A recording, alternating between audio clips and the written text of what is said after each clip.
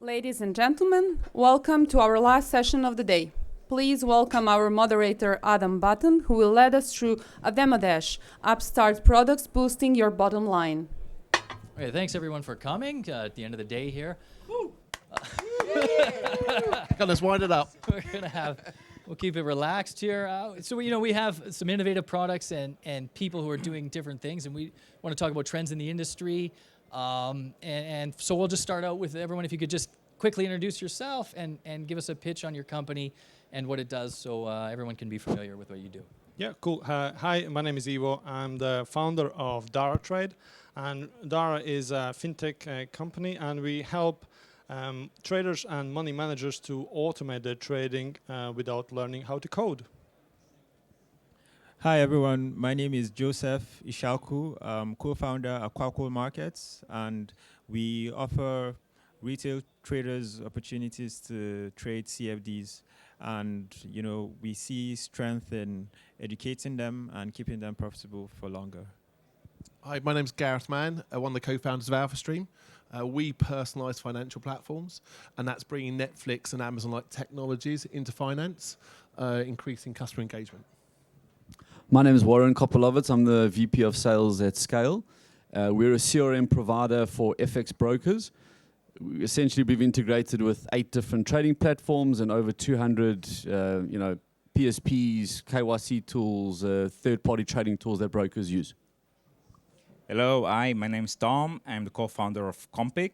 And we provide telecommunication services for brokers who want to reach out to all their customers and traders and maximize the potential of their leads by making sure to automate all the dialing processes and to reach out the largest number of customer base at the shortest time possible. Right. All right, we'll start with the onboarding process and kind of work through that. So I want to start with you, Warren. With SEO, that's often the first place that somebody lands on when they might hear about a broker or think about trading. What's the push right now in that angle, and what are some of the pain points? So I think every broker wants to be different. And I think that's the challenge in our business. We constantly in strategy meetings thinking about how our products can facilitate that. So brokers are looking for different angles, whether it's a KYC tool or something that can give them the edge. So they're looking for customization. They're looking for different things that they can stand out. So as a business, our challenge is how do we provide that to brokers? So obviously, it's hard for me to, because we've integrated, let's say, with 200, partners. So I can, it's hard for me. It's a challenge to name specific ones, But that we provide the ability for brokers to actually, use these different tools so that they can stand out and, in the SEO, whatever it might be that they're trying to do. Tom, from your perspective in telecommunications, in this era, it's difficult to get people to answer the phone even. Now, you're using different tools to reach people. What are the successes that you're finding in that? Well, so in general, all the brokers, of course, want to reach out to all the customers and make sure they get a good high answer ratio. However, sometimes it's not really possible. When a broker sometimes, or so to say, the agent wants to reach out to the customers and are dialing 30 times a day, and then we need to guide the businesses, explain to them why it's not okay to reach out to someone 30 times a day. We actually have to explain that, why it's wrong.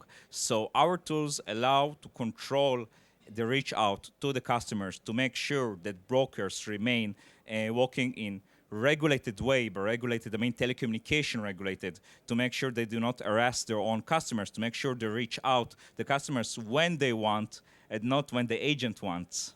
It's interesting, in that field, are there regional differences, cultural differences in the way you can communicate people to have success rather than, one-size-fits-all approach? Oh, most definitely. It's really a cultural, I would say, more than region. You do see that customers answer better, for that matter, on certain hours, like in the evening or in the morning, and it is per country, and we allow also to customize and personalize the approach of each and every customer depending on their profile, depending on the country, depending from actually what the funnel is. But sometimes, for that matter, if you're talking like a GCC region, then where there's Ramadan, where they want to reach out 24 hours, 24/7 a day, then we also allow to customize that. But the main problem with it is that authority is not necessarily a fan of that. So when brokers are reaching out to the customer is not happy. If it's because of a deal, if it is because of a bad reach out, if it's because of a language, then complaints are coming in, and this is where all the financial industry is also getting mixed up with the telecommunication industry. And we make sure to also... It's like the two most heavily regulated industries in the world. Exactly, and super heavily regulated. And as time actually comes more and more, it becomes even more regulated. And the Americans started to do new regulations called Shaken. Also in Europe, UK are starting to take this very seriously, and more countries are coming after that. We'll try not to get too heavy into the regulation today because it's late in the day, but I want to talk to you, Joseph, about the broker experience, like onboarding new people and reaching new regions or sort of developing regions. What works, still works, because we've all been in this industry a long time, and what is kind of working better, or what angles are you looking at and pain points? Yeah, so I think it depends on the region, and we try to tailor our approach to the specifics and the demands of the customers in the regions that we operate. We find that in certain markets, the trend in trading is early. So you're witnessing heavy growth in places like Nigeria where we operate, but the clients or leads that we get and on board are not at advanced stages of their trading journey. So we have to tailor their experience towards education, for instance. So we've had to innovate around setting educational packages for them to not only get them to understand what they're doing, but to help them maintain profitability. In other places, you have clients demanding certain type of instruments. So we've been innovative with having an expanded list of instruments that traders can trade, including synthetics, which it's very useful for them.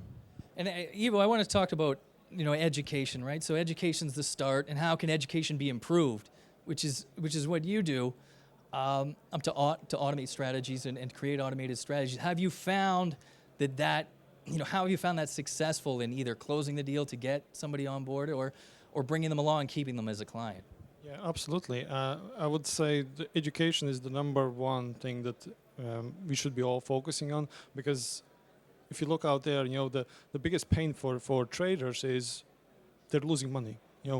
Retail traders, average retail trader is losing money. If you go to any of the brokers, websites, you'll see, 70, 80%, even 90% of retail traders lose money. So every day, we as a company trying to solve this by offering, tools for automation, automating the strategies they trade, or even just a simple thing as testing the strategies before they risk their money on it. So traders could test their strategies and historical data to see if even and the stuff. It really helps close the deal at that point. Exactly. Broker, Yeah. right? So we work with educators specifically. So it helps educators to explain the strategies that they're teaching to the students much better, because they can see, okay, these are the results of the strategies that we're being taught by these educators. So it helps them to understand and get more confident quicker, and also see the results of these strategies historically, and allows them to trade in simulated environment first without any pressure. Right. I mean, if you go back to the start of the industry, right? It was okay. You could sim trade and then trade, and that was. Yeah. I mean, remember when simulated trading was like the be all end all at the beginning, and you could market that so strongly. But there's obviously some change, and it's interesting what you're doing in terms of helping people along after they're onboarded and feeding them the right information, the right education. What can we get to a model where the lifetime value of a customer is growing, right? Because it's this very difficult onboarding process, and to keep them involved. And what's the success factor in that, and what's different? Well, I think that's the goal, right? Increasing the lifetime value of every customer for every business, including ours, is key. I think the shift in the bottom line that we're seeing as Generation Z, Generation X have come into town, they're looking at content in a different way. They're not going straight to educators. They're not going straight to research content houses. They're looking at social media influencers long before they decide to actually get into trading. And those kind of content sources drive engagement, that they introduce people to the market. And once they're on the platform, people don't tend to go back to the traditional research or traditional educators, right? We see that in our data. They want to consume content from Twitter, for instance. It's their first port of call. And then they'll look at what these influencers are talking about research and educating, and that will then drive them into more traditional content channels. And we see that all the time on ForexLive. Is people there's a huge segment of the population that just wants you to tell them what to do, Totally. right? And, unfortunately, that's probably the biggest part of our industry for a lot of people, that just wait for someone to tell them what to do and they do it. How are you trying to, what's the value-added proposition in kind of creating someone who's without adding so much complexity for a trader to try to get them the right information and something that they can use? So we don't focus purely on content. We focus on the experience. Okay. So when you go on the platform, what products are shown to you up front? And that works. Yeah, it works really well. So people like me also trade X. People like me look at this type of content, right? So the idea is that our platform is designed to increase engagement with the platform, right? We don't push people to trade things, and that's really the common thread, right? And every user is individual, and the needs are different. Right, and so you fall in love with the platform at the same time. And I want to ask you, there's this complexity debate, whether more complexity. I mean, there's a time, it's nice in the sales process where you can say, we offer this. You can layer on 1,000 indicators. What's your experience with new traders and maybe you as well after, Joseph, about the value of complexity or not? For me personally, the simpler the strategy, the better it works.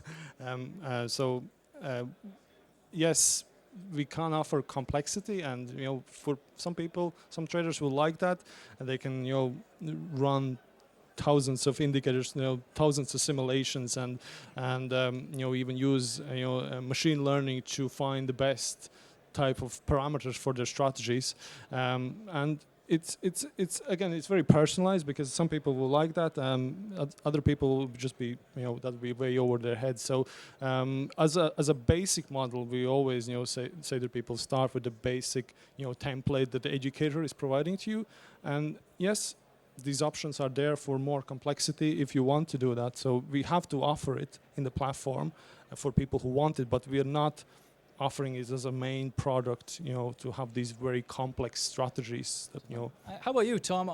Sorry, before we come back to you, what, in the initial onboarding process, been there for a while, is there any change in the customer about complexity or knowledge from the get-go about what they want, or is it, just the new customer just wants to trade the euro, or is there more of a demand or more feedback in terms of complexity that they're looking for?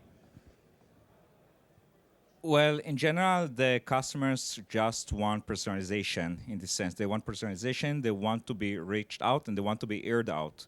And meaning that every customer, they don't just want to do chatbots necessarily or text all the time. They want to have real personalization, that the person who talks to them will keep the same person to be talking to them, and they also want to make sure that that person is actually coming from their own culture region, so they make sure that when the person is identifying himself, it will be either the same country, the same region, the same accent, and the same vibe, so to say. So the personalization is also important for their retention in this sense, and there is a personalization done for every customer by our brokers. Do you find that's true on the broker side, and in new customers coming on and what they're looking for? Yeah, I think you find customers getting accustomed to speaking to the same account manager over time. Even if they choose to use different channels to reach out or seek support, that tone of voice is important. How about on the education side as well? Do they create that relationship? Is it lasting? Is it valuable to invest in education still? When there's so much, I mean, you can go on YouTube and there's so much out there, right? That's free already, or Absolutely. We found that customers tend to engage more when they know the education is kind of tailored to their needs, and you have that when you have like an instructor that reaches out or holds sessions with you, not just engaging with produced or highly produced content on the app, on the education app, for instance. So we find that clients engage more, ask unique questions, and then seek out different other offerings that we have, just based off of being spoken to by an instructor or being engaged with by a specific account manager. And Gareth, can you simulate that same kind of feeling in some ways with the platform and with the customization, personalization? Obviously, it's not speaking with a person, but is there a bridge there to create that feeling of that personal connection with technology? Yes, so that's what we do at Skale, right? So that's the first win for our customers, is to put personalization on their platform and allow that to be that initial contact point. So using digital technology to reach out, contact, and then bring people in. And as they go up the value chain, then the humans get involved. And I think that's the kind of core value of personalization and using AI and technology, is that you can scale en masse and do things that would have taken hundreds of people before. You can now do with technology, and then you identify, using that data, the most valuable prospects, the most valuable data points, and then you bring in the human element, because the human element can't be replaced. Yeah. Warren, changing gears a bit, or touching on complexity, but also product offerings and how many things are out there. How does a broker, even on the SEO side, or anyone in the industry, show that they're more than one thing? A lot of the brokers, even here, they started out maybe CFDs or crypto, and there's this convergence where you want to be everything to everyone. Is that possible with SEO? Yeah, so I think one of the biggest challenges that we're seeing today is brokers that want to essentially scale and grow. They've reached their limit on their tech stack, and they want the ability to dictate and not be dictated to in terms of from the technology perspective. So they're looking for solutions that gives them the ability that they can run their own businesses, and look at the trends in the market and offer different things. So there's that challenge. There's also a challenge on the starting broker side. So we see a lot of brokers that are starting. They want simplicity. It's quite a big world out there in terms of different technologies and how they get up and running. And so they want something that works, is reliable, is simple. They can onboard. They can get the client trading. So they're looking for those type of things. So we see we've two extremes and everything in between. So yeah. Any other thoughts on the massive product offerings, or switching products, adding products? Yeah, so I think going back to the points on complexity, like he mentioned, I think it's really important for the broker to have what the client needs, even if it's not in their faces all the time. I think the user experience, UI, UX, needs to be such that clients can take action, or the type of action that they would like to take when they get on the platform. But then you wouldn't want them demanding certain products. Along with, I'm interested what's the patience of a client right now, even a new client, if they say, okay, I want to trade this. Do you have to really be able to deliver that in 2 clicks or 5 seconds, or the usability of it? Are they willing to tolerate the learning curve, in ways that they might not have been? Yeah, but from our own perspective, also making the journey to actually execution really intuitive or easy for the client, so they don't need to go looking behind a lot of different obstacles. Right. And how about from your perspective? You work with a lot of educators. What are the trends you're seeing in demand for either new clients but also retention? Yeah, you're right. Attention span is very short for especially new traders coming into the space. But I think it's up to the educator really to tell the truth to the retail trader and to tell him, like, it's a bear market right now. Like, it's a tough way. You're not going to make money right straight away. You're not going to make money next month, or even the first year. Like, they have to be really, really honest. And I think the more honest educators are. I think people are realizing that, and they're understanding. Okay, it's not going to be so easy, especially the way what's happening in the market right now. With crypto stuff and everything. So. People new traders will need to realize, okay, it's not going to be quick fix and I'll make loads of money. I actually need to do that education, actually listen to the guy who's done it for 10, 20 years, and he's telling me, okay, I should not be jumping on the next hot thing. I should be actually, spending some time in the education and understanding how the markets work, understanding the strategies, and just like slowing everything down, and because that will, prolong the journey for the trader, and will help the it can broker. become a part of their life, right? Exactly, because just a fling. Yeah, exactly, and it's a win-win for brokers as well, because we don't need, this industry doesn't need 90% losing traders. They need traders who can be profitable, because profitable traders, they trend longer. They could be lifetime clients if they find the correct broker. They trade larger size, they deposit more money, so it's a win-win for the broker as well to have. Warren and Tom, I want to know, you're in that very first onboarding stage. Is there some way that you can prime the customer? Listen, 99% of people who want to get into trading, they want to make money fast, right? And that's the idea. I think that's the first inclination for somebody to get into this space. But is there some way you can close the deal, but also drop hints that this is going to be more of a journey? Is there value in that for brokers or on the technology side, ways that you can do that? Well, as said earlier, it's mostly about personalization and also persistency from the same account manager. As you also said, the word personalization to make sure that the trader feels the broker is on his side, or to make sure that it gives him the confidence for every action the trader actually wants to do, that the broker will give him that guarantee. This is done by personalization, by persistent communication about this.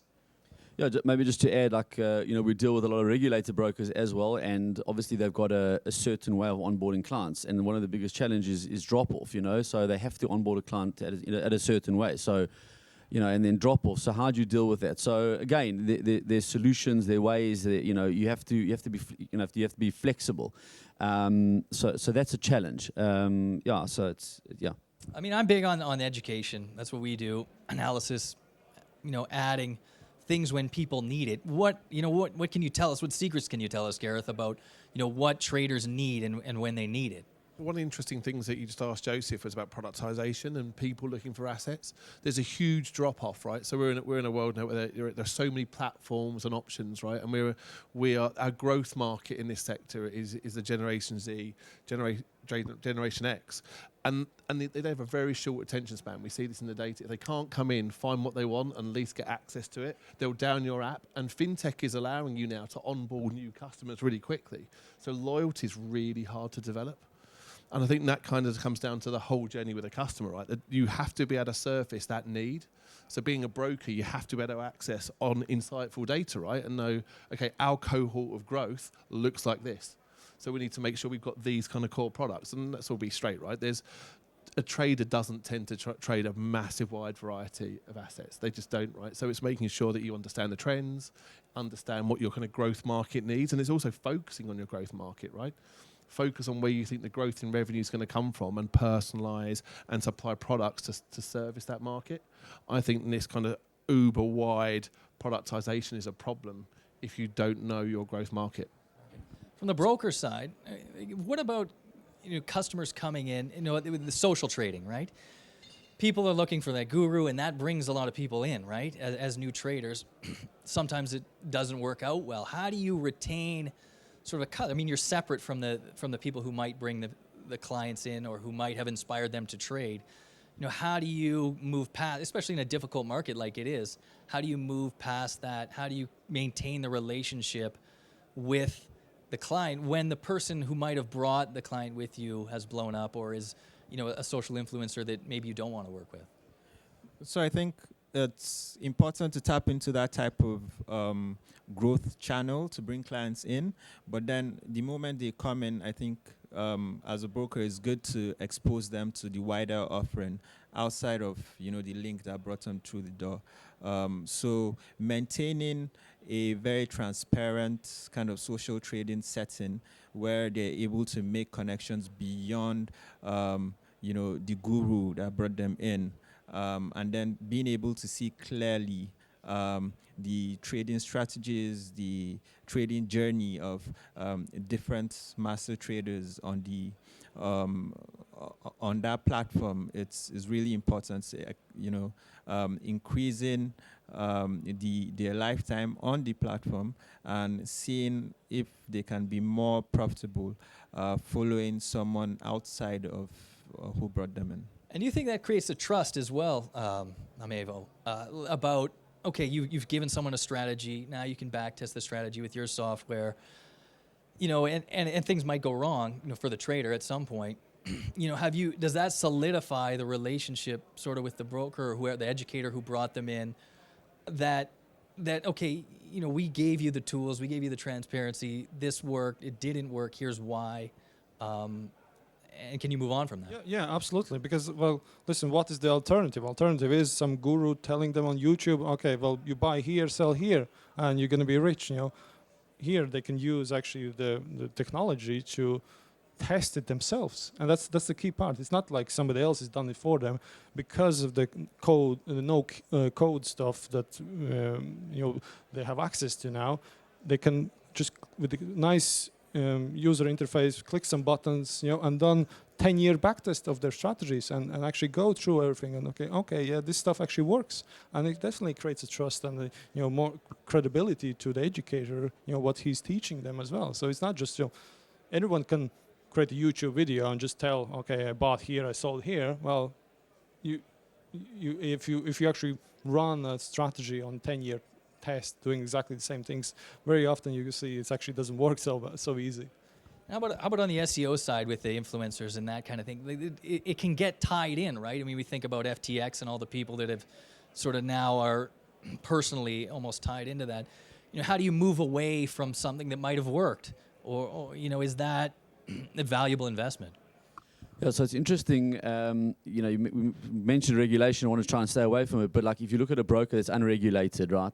We definitely see the trends of unregulated brokers trying to match what regulated brokers are doing.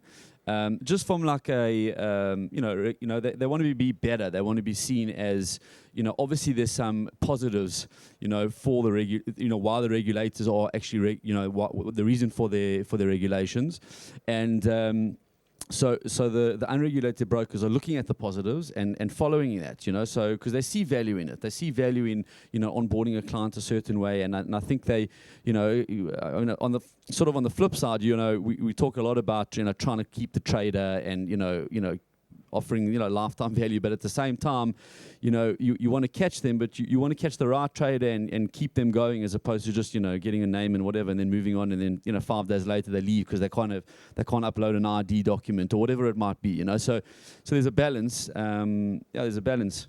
How about like on the onboarding too? Is it chasing the next thing, like chasing the right now thing, or is there like an approach that's more valuable, sort of in the bigger picture? Well, I actually agree with what Warren just said regarding the unregulated brokers and how they behave. They definitely try to behave as regulated as much as possible, even though they are acting as unregulated, and they also want to make sure that they reach out to their best practices. Also, that's a big change in the industry from, I don't know how many years ago. Surprising, right? No, the unregulated, or actually some of our unregulated customers, are acting at the most regulated way that we are even surprised ourselves in terms of monitoring to make sure how the customers behave, how their own staff behaves, to make sure that nobody does anything that may cause trouble in the sense. So yeah, unregulated brokers are definitely trying to do their best to be as compliant as possible. Yeah, but just to add, I think and a key point reason is because, creating that trust. They want to create the trust for the trader. They want to track them in. And I think the idea of crypto was, you could take trust out, and I think we're finding, this month that you cannot synthesize trust. And it's actually looked good on the FX industry, or a lot of people have been around for a long time, that not a lot of bad things have happened on this side of the industry with all the madness in crypto.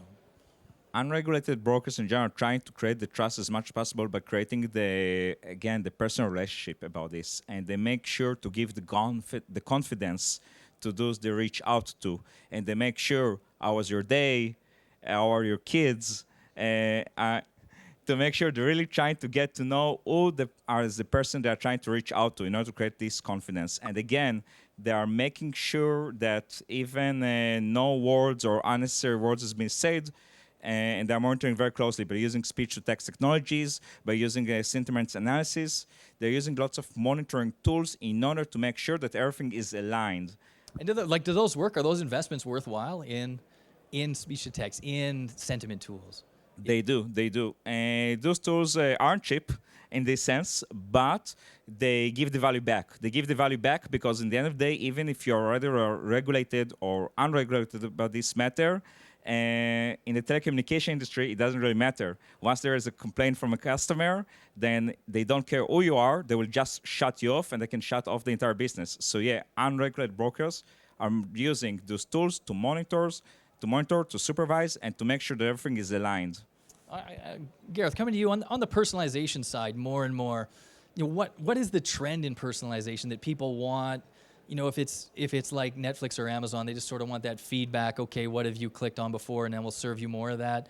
Or is it, profiling people in a way that this trader had traded this before? Or is there some other level of personalization where the industry is headed, or where you think it might head? I think anyone can jump in on that, but go ahead and start. From our point of view, personalization is about the experience, right? It's not about one single element. It's about arriving on the app and feeling comfortable on the build up to trade, and knowing that your experience is personalized as such that if there's an algo that suits your persona, it'll be recommended. If there's education that you would benefit from, it's recommended, right? It's about the lifetime experiences you as a customer on that platform, and that's what really retains people. How do you balance what people might want and what they really need? Because a lot of times people might, they might want more leverage and they might want a revenge trade, but what they need is to slow down. So it's about, for us, it's about supplying the content, the experience, right? The broker sets the boundaries of leverage and what's available to them.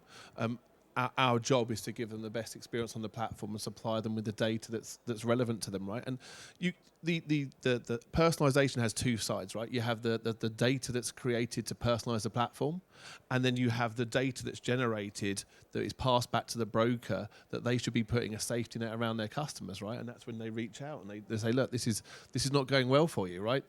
Maybe we should talk about how we can educate you better, support you better. Right. So just to jump in, and I think also another trend we're seeing is brokers are focused on BR tools. That's not only, that can give them insight into their traders, what they're doing, and they're seeking these tools that can, give them real insight as opposed to, just looking at their trades and whatever. But give them a layer. So BR tools are like a hot topic at the moment. We've integrated with a few of them, but that's definitely a trend. Does that work? I mean, if somebody if Sterling, right, or the yen this year, it's something like that, can you push it to the top and people might have heard about it, or the next UK Prime Minister, they might want to trade Sterling right now? Does it? Yeah, listen, I think it does. It's not only in our industry that BI analytics is a big thing. I think in the world generally is that you want to start adding value and seeing the behaviors of the data that's in your business, and BI tools frames it nicely. It gives you a nice idea, and it's customizable. You can bring you can imagine what you want to see and bring it into like a graph or a dashboard or whatever it is. So it's very easy. It's visual. It's simple, and it gives you real insights. I think adding to that, I think you're right. It's using BI to aggregate multiple data sets, so behavior, education, back office data, to give the broker a really strong overview of their customers, and so they can take really positive action. And I think that's kind of one of the key developments that we're seeing, aggregating what traditional data with new-found personalization, behavioral data. How about on the broker side? How do you have personalization? Does personalization add to trust? Or how, in the era we're in, how do you still create trust, if it's a new relationship, especially if they maybe already have an idea about our industry or about trading in general? Yeah, so I think from the first set of interactions with whoever comes on board, to be able to use that data as much as possible to kind of put the clients into buckets. You don't want to be offering, say, a certain type of education to an experienced trader that is looking for something different.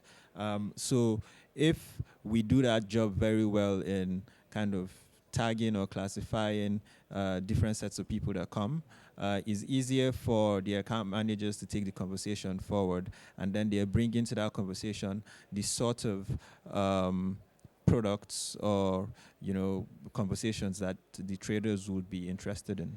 Right. How do you feel about that feedback between product, new product, creating trust, and personalization? For us, it's a tricky one because our main priority is always the retail client. We would not offer stuff just because they ask for it if it's not going to help them to trade better. That's tough, right? It's really tough, and that's what I said earlier, that you really have to be honest with the new trader and tell them as it is.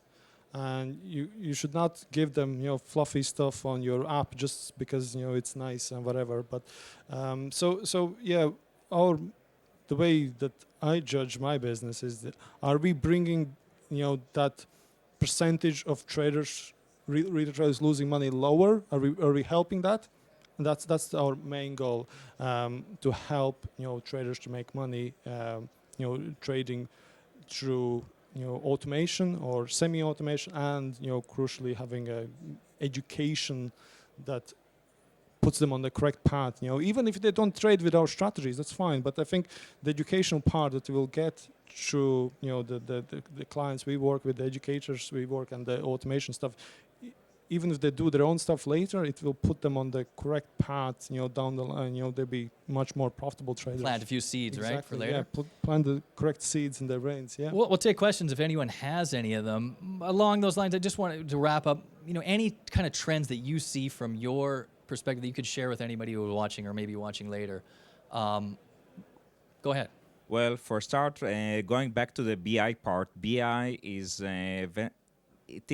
getting huge growth, but it's not just about visibility. It's also about taking actions and learning lessons from it.